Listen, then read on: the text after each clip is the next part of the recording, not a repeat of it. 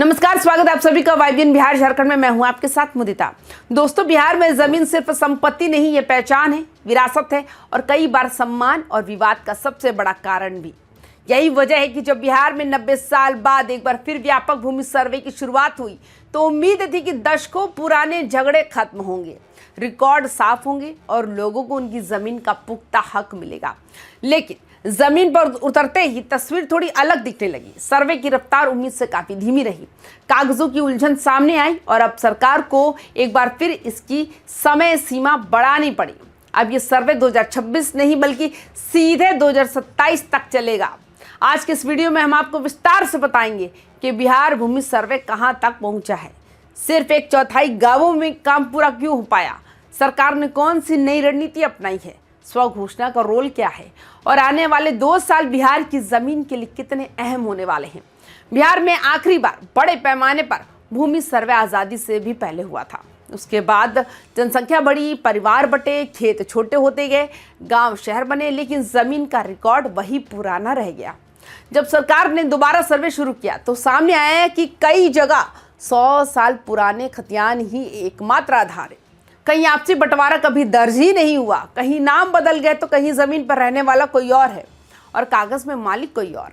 ऐसे में ये सर्वे सिर्फ तकनीकी काम नहीं कर रहा बल्कि सामाजिक और प्रशासनिक चुनौती बन गया। बिहार सरकार ने अब आधिकारिक तौर पर भूमि सर्वे की अवधि 1.5 साल बढ़ा दी है। पहले लक्ष्य जुलाई 2026 तक सर्वे पूरा करने का था, लेकिन अब नई डेडलाइन 2027 तय की गई। कार्यभार संभालने के बाद उप मुख्यमंत्री और राज्य एवं भूमि सुधार मंत्री विजय कुमार सिन्हा को जब अधिकारियों ने पूरी प्रगति रिपोर्ट सौंपी तो साफ हो गया कि मौजूदा रफ्तार से तय समय पर सर्वे पूरा करना मुश्किल है। सरकार का मानना है कि आधा अधूरा सर्वे किसी काम का नहीं होगा। अगर करना है तो पूरी पारदर्शिता और सही रिकॉर्ड के साथ करना होगा, भले इसमें थोड़ा ज्यादा वक्त क्यों ना लगे। अब जरा आंकड़ों पर नजर डालते हैं। बिहार में कुल 45,000 के आसपास राजस्व गांव है। राज्य के सभी 38 जिलों और 534 अंचलों में भूमि सर्वे का काम चल रहा है। 2012 से शुरू हुए इस अभियान में अब तक 5,657 राजस्व गांवों को सर्वे में शामिल किया गया। लेकिन चौंकाने वाली बात तो ये है कि इनमें से सिर्फ करीब 25% गांवों में ही सर्वे की प्रक्रिया पूरी हो चुकी है। अगस्त 2024 में सरकार ने एक साथ 37,384 गांवों में नया सर्वे शुरू कराया ताकि काम में तेजी लाई जा सके। लेकिन जमीनी हकीकत ने बता दिया कि सिर्फ आदेश जारी करने से काम तेज नहीं होता। पूरे राज्य में करीब 14,000 सर्वे कर्मियों की तैनाती की गई। इनमें 8,035 अमीन हैं जिनके जिम्मे हर 4 गांवों का सर्वे है। अब आप खुद ही सोचिए, 4 गांव, सैकड़ों एकड़ जमीन, दशकों पुराने विवाद, लोगों की शिकायतें और सीमित संसाधन। ऐसे में एक अमीन पर कितना दबाव होता होगा। यही वजह है कि कई जगह काम सुस्त पड़ा है और कहीं कहीं लोगों की नाराजगी भी देखने को मिली है। सरकार मान रही है कि मानव संसाधन और जमीनी चुनौतियों की वजह से गति धीमी रही, लेकिन अब इसे सुधारने की कोशिश की जा रही है। इस सर्वे की बड़ी खासियत यह है कि इसे डिजिटल बनाया जा रहा है। विभाग अब तक 27 करोड़ पन्नों के पुराने अभिलेख स्कैन कर चुका है और उन्हें डिजिटल रूप में अपलोड किया जा रहा है। ये वही रिकॉर्ड है जो सालों तक अलमारियों में बंद रहे, जिन पर धूल जमी रही और जिन्हें ढूंढने में लोगों की जिंदगी निकल जाती थी। अब इन्हें डिजिटल किया जा रहा है ताकि हर जानकारी सुरक्षित रहे और आसानी से उपलब्ध हो सके। सरकार का दावा है कि रैयतों को अब 48 घंटे के भीतर डिजिटल साइन की गई प्रतियां उपलब्ध कराई जा रही हैं, यानी कागज के लिए महीनों चक्कर लगाने का दौर धीरे धीरे खत्म होने वाला है। इस सर्वे की सबसे अहम कड़ी है स्व घोषणा।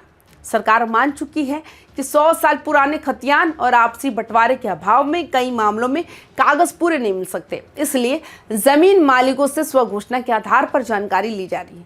लोग खुद लिख कर दे रहे हैं कि जमीन उनकी है, कितने समय से है और किस तरह इस्तेमाल हो रही है।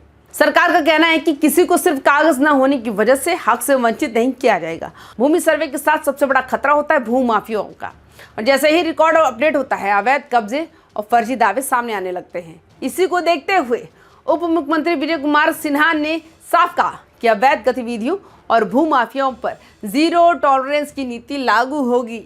उन्होंने ये भी स्पष्ट किया, सीओ कार्यालय से लेकर सचिवालय तक पूरे वर्किंग सिस्टम को पारदर्शी और भ्रष्टाचार मुक्त बनाया जाएगा। यानी अगर कहीं गड़बड़ी हुई तो कार्रवाई तय है। ये बयान आम लोगों के लिए भरोसे का संकेत है, क्योंकि जमीन से जुड़े मामलों में सबसे ज्यादा शोषण गरीब और कमजोर लोगों का ही होता है। इस पूरे सर्वे के बीच शहरी इलाकों को लेकर भी सरकार ने एक अहम फैसला लिया। अपर मुख्य सचिव दीपक कुमार सिंह ने बताया कि अपार्टमेंट में रहने वाले के लिए नई सुविधा शुरू की जा रही है। अब किसी भी अपार्टमेंट के सभी फ्लैट धारियों का म्यूटेशन एक ही जमाबंदी में किया जाएगा। अभी तक ज्यादातर लोग नगर निगम के निबंधन को ही म्यूटेशन मान लेते थे, जबकि राजस्व रिकॉर्ड में उनका नाम दर्ज ही नहीं होता था। इस वजह से सरकार को राजस्व का नुकसान होता था और भविष्य में फ्लैट मालिकों को भी दिक्कतें आती थी। नई व्यवस्था ये भ्रम खत्म होगा और रिकॉर्ड भी साफ रहेगा। भले ही भूमि सर्वे की रफ्तार धीमी हो, लेकिन इसका असर दूरगामी है।